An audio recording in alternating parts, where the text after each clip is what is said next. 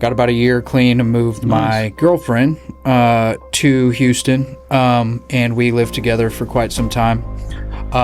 We ended up going to get a drink on her birthday shortly thereafter, and that's kind of what started the cycle back towards active addiction. It started with alcohol and weed, progressed to cocaine, and I went back to my drug of choice, which was opiates, which in Houston came in the form of fentanyl. And fentanyl use from her for a while.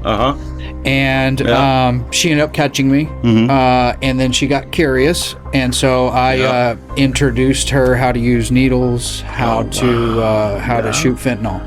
And you were shooting. Wow, that's so dangerous, huh? It was very dangerous.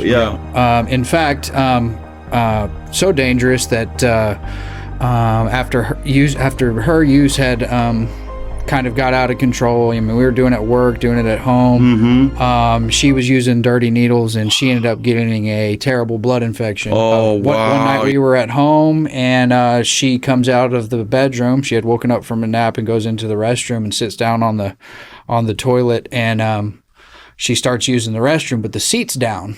And so I go in there because I hear water, or what I thought was water, hitting the floor, and it was her using the restroom.